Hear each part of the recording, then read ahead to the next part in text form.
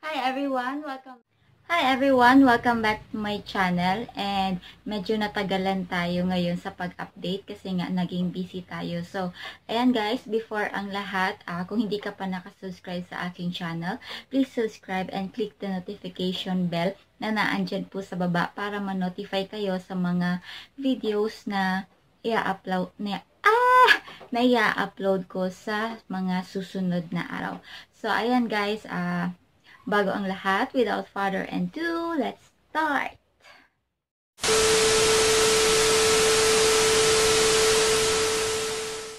So, ayan guys, ang nangyayari na nga dito sa walang hanggan ay itong si Emily at si Marco ay masyado nang nalulungkot dahil sa mga pangyayari. At itong sina Daniel at si Katerina ay nagpaplano na nga na magpakasal dahil nga itong sabi nga nitong si Daniel, itong si Nathan ay gumagaling na ito sa kanyang sakit at si Miguel ay wala na. Subalit hindi nakakasigurado ang kanilang pamilya na sila nga ay ligtas na kasi nabalitang itong si Miguel ay nakatakas. Ayan.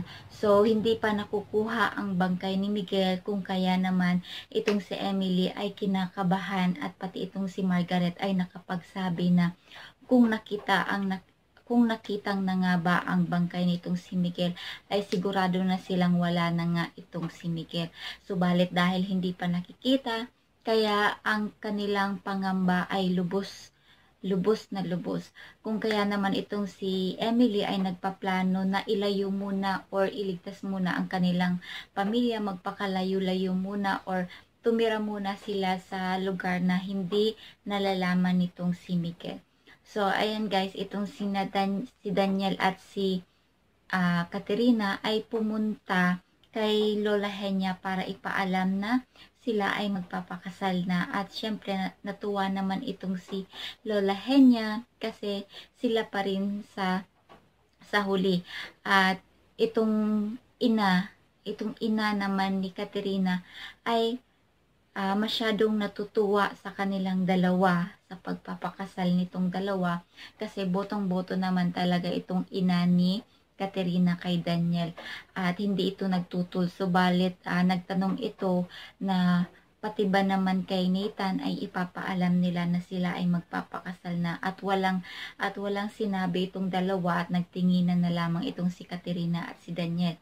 So ayan guys, itong si Nathan nga ay nalaman na niya na ito ay magpapakasal na si Katerina at hindi siya papayag. Yun nga ang sinabi niya dito kay Tomas.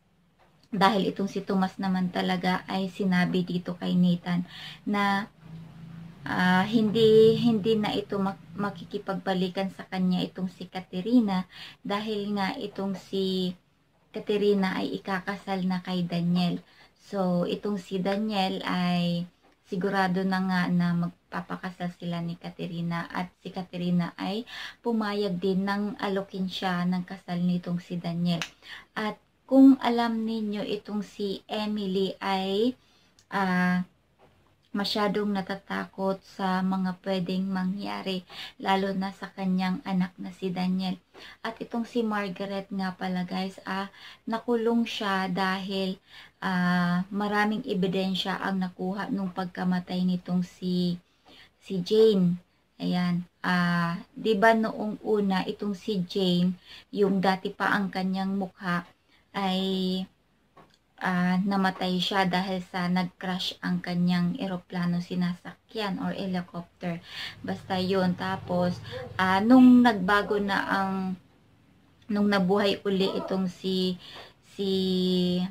Jane bilang Black Lily, na kung saan ay nagpakilala pa din siya nga itong si Jane ay namatay ulit siya dahil nga sa pakikialam niya dito na dahil sa marami siyang nalalaman tungkol dito kay Miguel at kay Margaret dahil alam niya magkasabwat itong si Margaret at si Miguel. So, ayun guys, itong si Jane nga ay namatay at itong si Margaret kung kaya naman ito nakulong dahil nga marami itong nililihim na natuklasan din ni na Marco at hindi niya na pwede itong pagkatiwalaan itong kanyang ina na si Margaret.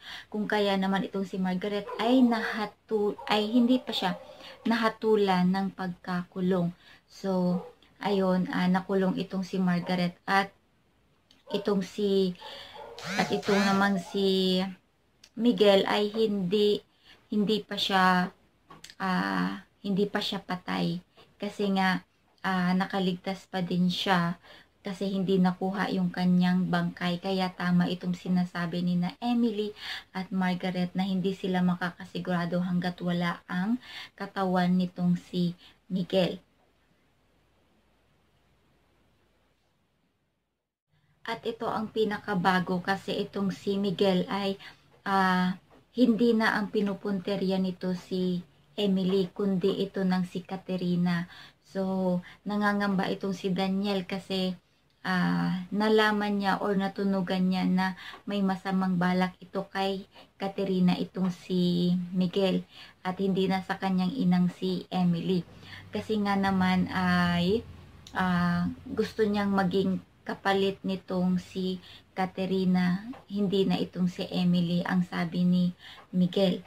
Kung kailan ay ito yung kaabang-abang na kung ano yung gagawin nitong si Miguel dito kay Katerina, kung bakit gusto niya itong makidnap. Ayan, so mapapasakamay ni Miguel itong si Katerina at maisasagawa niya ang mga bagay na kung saan ay mapapasuko niya ang mga nagmamahal dito kay Katerina, lalong-lalo na itong si Daniel. Kasi naman, pwedeng gawin kasi ito ni Miguel dahil dito kay Nathan. Kasi nga magkakasabwat sila kasi itong si Tomas kausap itong si Nathan. Kaya posibleng mangyari ito na ito ay theory ko lamang na pwedeng itong si Miguel ay kidnapin itong si Katerina para dito kay Nathan. At kasi kapatid naman ito ni Tomas, kaya hindi naman ito masyadong mapapahamak. Subalit, itong si Miguel ay hindi mapipigilan nitong si Tomas. Kung i-repeat natin, itong si Joanna ay hindi masyadong natatakot dito kay Nathan kasi nga kapatid niya ito, itinuring niya itong tunay na kapatid itong si Nathan. Subalit ngayon, itong si Joanna ay natatakot at nangangamba dito kay Nathan kasi nga ibang-iba na ang ugali nitong si Nathan, lalo na nang malaman niyang ikakasal na ito kay Daniel at hindi na muling babalik sa kanya itong si Katerina. Kung kaya naman itong si Joanna ay nagsabi kina Emily at Marco na natatakot siya dito kay Nathan at hindi niya na kilala itong si Nathan dahil nga parang nagbago na nga ito sa dati niyang ugali. Kasi kilala naman talaga ni Joanna na medyo may hindi magandang pag-uugali itong si Nathan, pero hindi niya ine-expect na ganito ito kasama pagdating kay Katerina. So, ayan guys, yung abangan natin na itong si Nathan ay ano pa kaya ang mga maaari niyang gawin dito kay Daniel nang malaman niyang ikakasal na ito kay Katerina na dati niyang asawa. At itong si Miguel ay maisakatuparan niya nga ba na kidnapin itong si Katerina at kung ano ang mga paka niya kung bakit niya kikidnapin itong si Katerina. Para nga ba saktan itong si Daniel or para humarap sa kanya itong si Emily at makuha niya itong si Emily. Kung kaya naman ang ipapalit niya ito si Katerina. So, ayan guys yung mga kakaabang-abang na mga eksena at nalalapit na pagtatapos nito at ang kasalang Daniel at Katerina. So, ayan guys yung mga abangan natin yan. So, base lamang po ito sa mga napanood ko. So, see you next episode. Thank you so much for watching, and this is only a review and reaction, so wag kayong magagalit, and